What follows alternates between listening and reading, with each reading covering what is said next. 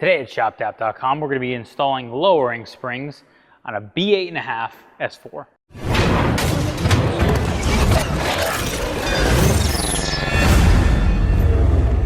Okay, so today we're going to be showing you a DIY on how to install springs on this B8.5 S4. These are H&R Sport springs. H&R does have a few different versions of springs for this car. They have one they call an OE Sport spring, and then they have the Sport springs, and then they have the Super Sport springs. OE ones, I think they're about 3/4 of an inch drop. These are, I think, 1.2 to 1.3 inch drop, and then the Super Sports are, I think, right around 1.75 to 2 inches. So we're going to be going with the Sports. We will later install a coilover suspension on this car, but we do like to show springs first just because that is an option that a lot of people do like to go with. So for that reason, we'll do springs first. Eventually, we'll remove that stuff and install coilovers at a later date. This one is a middle spring as far as how low it is in that grouping, which is why we wanted to show this one, because after we're done, we'll let it settle, and then we'll do a kind of a walk around showing what it looks like after it's settled at the middle height one. That way you can decide if that's good for you, you want to go lower, or if you don't want to go quite that low. With that said, all the links to the springs we have will be in the description below. And again, support for purchases for parts like this or any others help support videos just like this one. Let's get into our install. Now, as you can see we are on the driver's side of the vehicle. We have our suspension assembly here, upper control arms. Here's the spring we're going to be replacing, and then this is all of your other parts we're going to be removing, or at least some of them, to get this spring, shock and spring assembly out of here. So just wanted to give you an idea of where we're working. We are going to only show you the driver's side of this install. It's something that you can do the other side. It's just going to look very similar with slight variations because it's flipped on the other side. So we're going to start by working right here at the lower shock bolt here. Now we're here looking from underneath, and we're pointing towards the front of the car. And here's an 18 millimeter, and then there's going to be an 18 millimeter nut on the back end here. And what we're going to do is crack this loose first.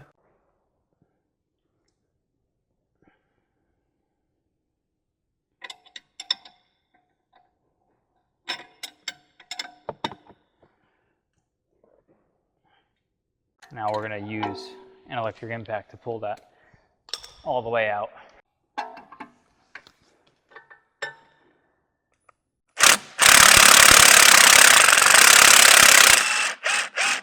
Now we have our strut spreader tool in place, and we'll link to this in the description below, but basically what it's going to do is insert in here and then spread it open to allow this to move out. So we're going to get that threaded in place here. And so all it does is basically sit into the groove, and you're just going to turn it until you hit the flat spot on it. All right, so we hit our flat spot. I'm going to remove this, and that's going to be spread open for you. Now we're looking from the front of the vehicle looking back. Here we have, this is the lower mount here for that shock assembly. This is just the attachment piece that we just loosened up top at the bottom of the shock. And then we have our sway bar end link here. So we're going to loosen the sway bar end link from this point right here. There's a nut right here, a 16 millimeter, and then this is an 18 millimeter bolt and nut that goes to this lower control arm here. So we're going to start with this 18, and we're going to loosen that up. Now once we crack that loose,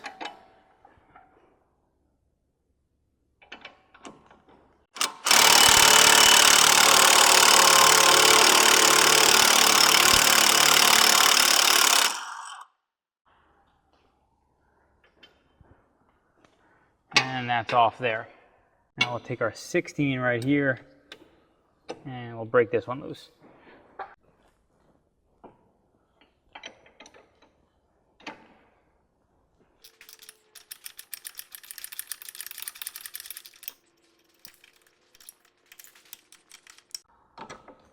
Now we got that loose. Okay, now we're going to take out this lower control arm bolt, and we should be able to just wiggle it back and forth.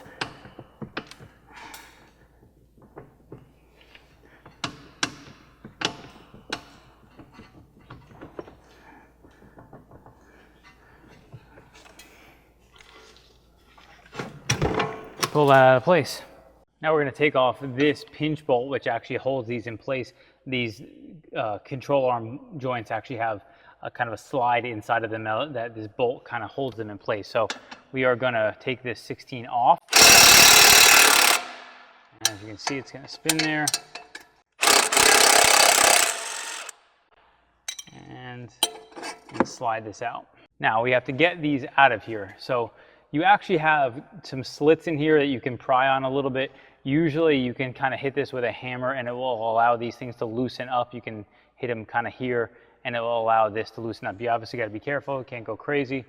You also can potentially try to hammer something from here, but you might want to try to loosen this up a little bit. I would not use the strut spreader in here. It's not going to fit, first of all, and then also it's going to spread this too wide and it'll probably end up breaking this piece. So let's go ahead and spread that open a little bit and hammer that out.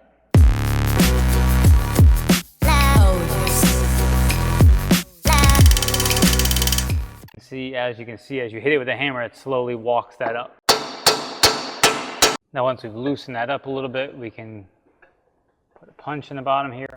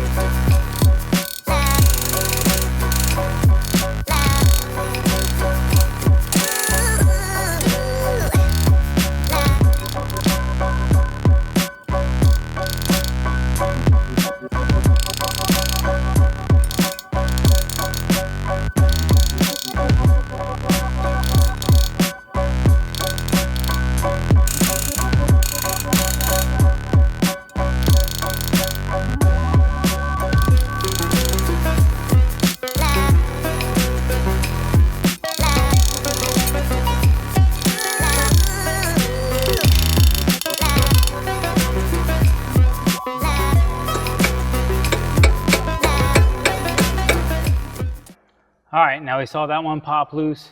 This one's gonna be next. This one's gonna be probably a little bit easier because we can get a different angle. We're not really quite underneath. There is a special tool for this particular job. Most people are not gonna have it. Most shops are not gonna have it. So this is the method they're gonna do, kind of hammer on it on the knuckle on the outside to get everything loosened up. And then you can use a punch to kind of punch it out the bottom. As long as you're not a butcher, you shouldn't have any problem with this. And I would recommend soak this thing in penetrating oil before you start doing anything, especially if you are in the north where you do have salt and that type of stuff and the roads, because you're likely to have rust and stuff on a lot of these components. And you will want to make sure that you soak all of these components, including the bolts and hardware, in penetrating oil before you get started on this job. So now we're going to do the same thing we did on this joint, and we're going to hammer on the outside a little bit, get this thing loosened up, and then we should be able to hammer with a chisel or a punch from underneath on the bottom of this joint to get this thing out of place. Okay, now we got our rear one out. Now a couple notes here. As we were approaching and we got this thing loose, what I did is actually put a pry bar in here and kind of just wiggled a little. They specifically say do not put a punch in here and spread this open. That's not going to get you what you want, and potentially you could break this control arm. So again, there is a special tool for this officially from Audi. It's not something that most shops are going to have and isn't necessary. As long as you have a shop that's not a bunch of butchers, you can get this out with a little bit of effort. And so once we got that wiggled in and just kind of wiggled it a little bit back and forth while we pulled up on this arm, it released it and we were all good. This one did have a much harder time coming out than the front one. Okay, now once you have this bottom bolt out, you should see everything kind of loosen up. You will have your strut spreader in there, which should allow this assembly to slide down the shock. You can pull down to allow the assembly to slide down even further, and then you can pull it out like that, which will allow you complete freedom there. Okay, so here we are on the upper part. We have our cowl trim cover removed, and we're going to get this unbolted from the vehicle. And we have a 13 millimeter nut. We put that in our magnetic bolt tray, and then that's all it's going to be holding this in place, and we're going to pop it loose from the neck from there so that we can get this out of place here.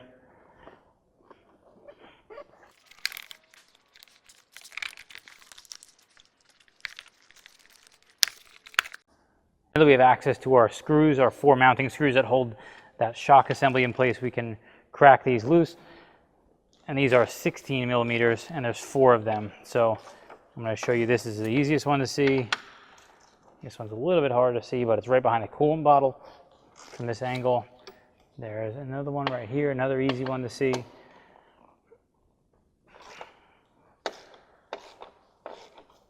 And then the last one, which is back in this corner here by this wiring boot, which is much less easy to see.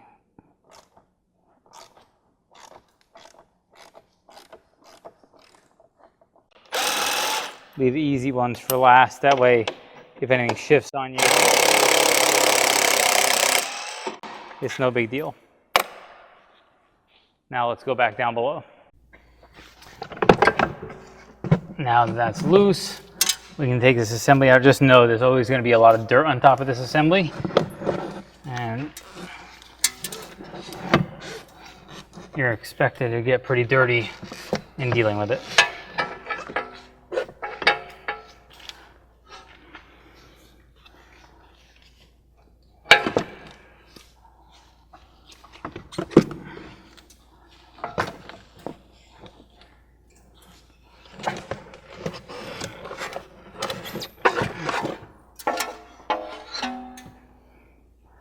Okay, so here we have our assembly we just removed from our vehicle. Our spring compressor is in place right here. It's locked in. We threaded it down. We locked it in place. And really all you're looking to do with the spring compressor in this circumstance is get it snugged up to where it's holding the spring, so that once you release this top, it's not going to really explode on you. So you're not really looking to compress the spring too much. I would just get it so that it's good intentioned, so that maybe you see it get a little bit loose up here. And once that's the case, then you can go ahead and remove this top. So I can tell you just from looking at it right here, there's a small gap between this top of this spring and the mounting assembly. So we can go ahead and take our 18 off the top here. Now we got that nut off, we can take our strut upper assembly off and make sure you keep all of your pieces in place here, and you can slide everything down and out.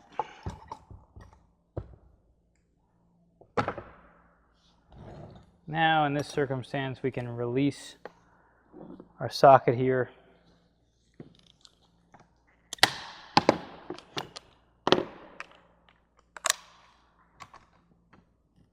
And that's what we got to get our spring compressor off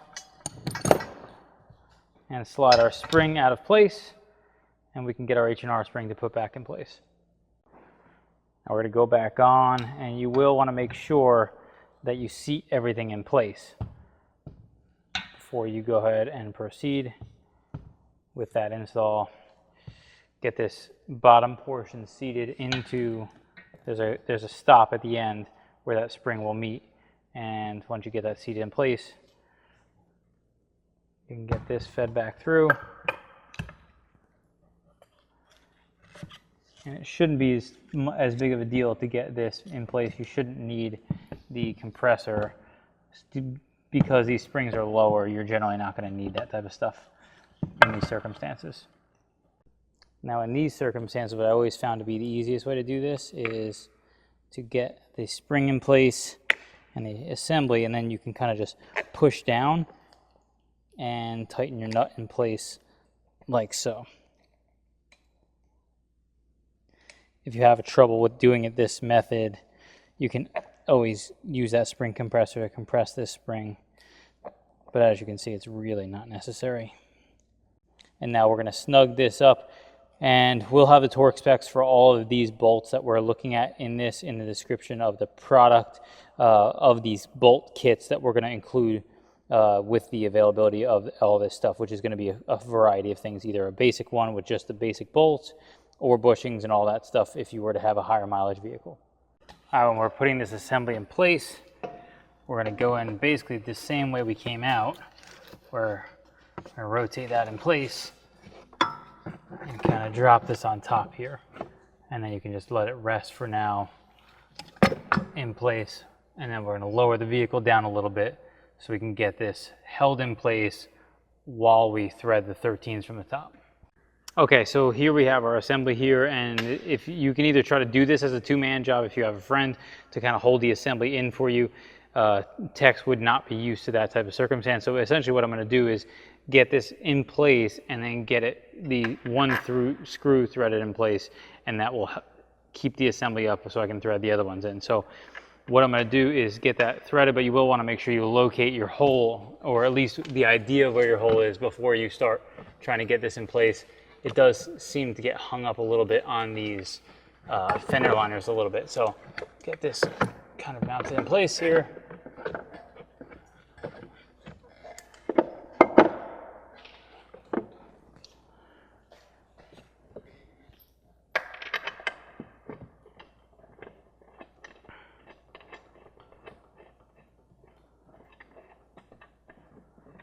And usually what you can do is kind of wiggle it like this. If it's not threading in cleanly, that'll help you get it threaded a little better. All right, so we got one threaded in, and then we can double check, and you can see some of our other holes are not lined up, but they're going to be much easier to get lined up given the circumstance. And so in this circumstance, you're going to go the reverse, where you do the easiest ones first so you can get everything in place, and the hardest one last. All right, now I'm snugging this one up. Now, one note I wanted to mention about this bolt, because of the way this boot comes in for the ECU here, what you're going to do is maybe stick like a long screwdriver in there and kind of hold it out of the way while you get this threaded in place. Now, I would not recommend threading it in place using a ratchet. That is a great way to cross thread this, and if you cross thread it, you're going to really regret it. So just make sure that you have everything out of the way, because if you don't have everything clear, it's going to be potentially easy to cross thread this or potentially strip it all together. So just something to be careful of. And then once we're done here, we'll torque these bolts down. Okay, now we're going to get our assembly in place, and what we're going to do is pull down our assembly here with our rotor and knuckle and everything, and then slide this down as far as we can. And if you need to, you can release some of these brake lines and stuff, but you shouldn't necessarily have to. And you can work that up, and then I would get this lined up and set in place here. And now to do so, we're actually going to have to lift up in this circumstance. Once you get the angle correct, you can kind of lift up here until you get that lined up. You will want to make sure you kind of twist this on this axis here until you get this lined up parallel here. That will allow you to slide your bolt through all the way and then lift your assembly in place to get that all set up. Now what you're going to want to do is, before you remove your strut spreader, is make sure that this is bottomed all the way on this assembly, which in our case it is. And if you would need to, you could use maybe like a floor jack or something like that. It would help you in getting it bottomed all the way if it wasn't in the strut.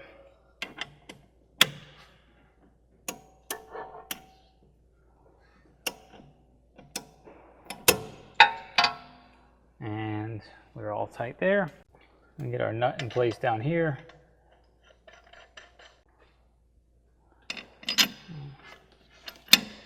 This one in place here.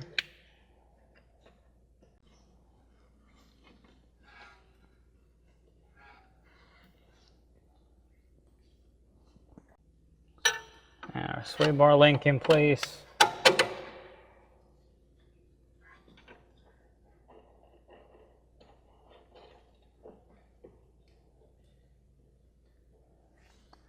And so now we're going to snug up our lower one here, our pinch bolt here, and then our sway bar link here. We're going to get these all tightened up and torqued down. Okay, so here we are under our vehicle, and we are going to be putting our upper control arms back into our knuckle assembly here. Now what we have is Because this thing is all dropped down, this assembly is going to be kind of far away. So we have a jack stand underneath the control arm assembly here, and this actually pushes it up. But we have a lift so we can lower it down on top of that jack stand. If you have a floor jack, you also can jack up from there if you're on jack stands, and this will help you in this circumstance too. Okay, so we have our assembly in place here. We have both of our upper control arms in, and one note I wanted to make is what I actually found to be pretty helpful is if you take a pair of channel locks and kind of wrap it around here once you get that set in place, if you apply pressure and then tap the knuckle with a hammer, it will allow that thing to kind of pull down in place, and we'll get this in much easier than any other alternative. So we have our 16s here that we're going to tighten up. And we are going to torque them in place once we have this snug down. Now we're going to put our washer filler neck back in place.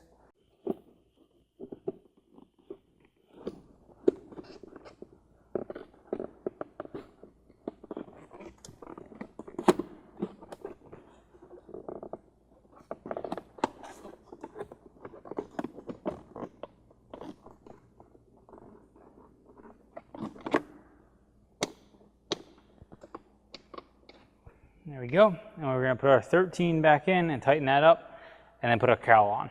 Okay, so here we are in the rear of our vehicle, and we're going to be trying to get our spring out. Now, officially, based on the information that Audi has in place, you actually can remove this spring with their special tool to actually get that out of place. Now, it is a specialized spring compressor, so we're going to give it a shot with our spring compressor to see if we can get this out of place with our spring compressor without taking anything else apart, which I don't suspect is going to be possible, but we're going to give it a shot. Okay, so let's try to give you a play-by-play of what we're looking at here. So here we have our spring in our perch here, and we have our spring compressor clamped on the top here and on the bottom down here, and it is locked in place. So what we're going to do is start threading this down and see if we can get this to tighten up to where nothing else needs to be removed.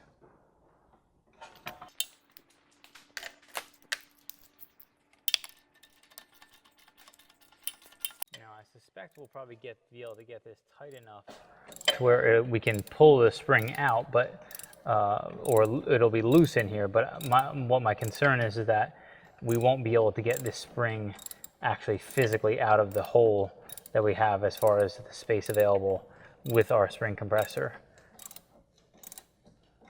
We're also only going to be able to compress one side of this spring, we believe. So I don't know if we're going to be able to get this thing compressed enough just on one side to get that working properly. All right, so we added another spring compressor in here. I'm not sure we're going to be able to do too much tightening, but what we can do is try to keep the thing from getting too lopsided and tighten the thing down a little more evenly possibly. Okay, so I'm going to try something that's going to give us a little more space here. If you take a look, this sensor here is our headlight leveling sensor. This is for your xenon headlights. If you lower this control arm assembly or any of this stuff down without releasing this thing, you can potentially break the ends of this thing off, and you will regret it because these sensors are expensive. So we're going to go ahead and remove this Allen from right here, and then we're going to try to drop down our shock assembly to see if that will give us any more play to work with. Okay, so here we are at our shock assembly down here, and we have our 21, and we're going to break loose here. Okay, so I just want to give you an update here. We have our sway bar link disconnected right here, and again we have that sensor disconnected. We also disconnected the bottom of this shock assembly here. This is not necessary. This did not give us any play or any movement at all in addition to what we already had. And then on the front side, we have unbolted this link here. And this gave us a little more play too. So what we have in the vehicle now is this long pry bar. So this gives us the ability to pull down on this and give us a little more play to work with. You will want something like this. You can stick it right in between the control arm as long as you make sure you're not hitting anything or pulling anything that could be damaged. You can pull down there and it will give you more play with your spring compressor in place. Okay, so I think it's possible that we could now have enough play to get this out. So what I'm going to do is lean on this and then work with our assembly here to get it in place. So first thing I'm gonna do is get this bushing popped out, because that's gonna give us a lot of room to work with here. And so we get that popped out, and then we can kick that bottom assembly out, and we can kick this right out the bottom here.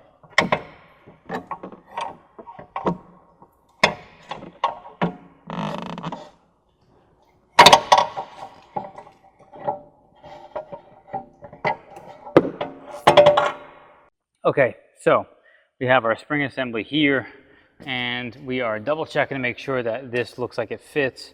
And then we have this assembly, which is, they call this a rock deflector, and you do want to make sure that you get this oriented correctly. It does have this where the spring seats in, but it also has on the back end, there's a nub that kind of sticks in place here, and it appears as though this all kind of rotates in together at one time with the spring assembly. So the H&R springs can be shorter, so you may not need to actually compress it much or at all.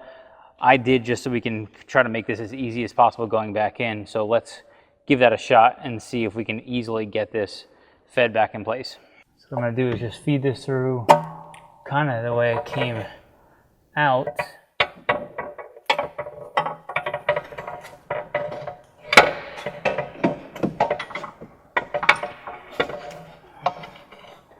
Okay, so you can kind of have an idea there of orientation, and we're going to have to get both of our pieces in place. So I can kind of just sit down on this,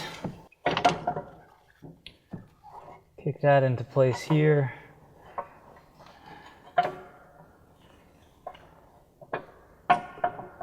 and how much space we got left? It looks like there's some space. I'm not sure if it's going to be quite enough to get us mounted in place there. Maybe easier to do the bottom first.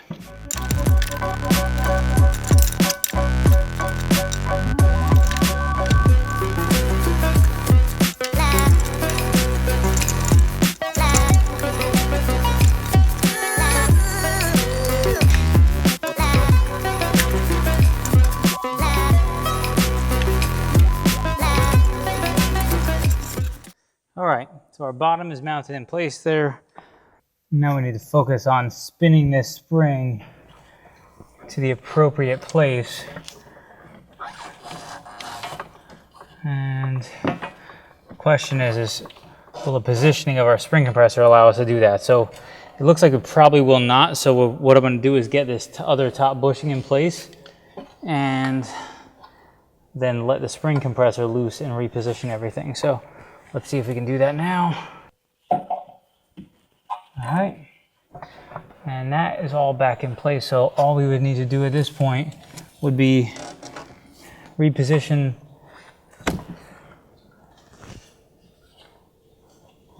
this spring. Let us take this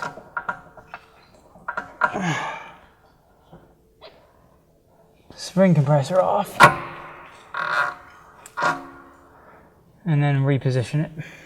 Okay, so I was able to use a pry bar to move this down and position that in place. You do need to make sure that you get that rear spring seated in place.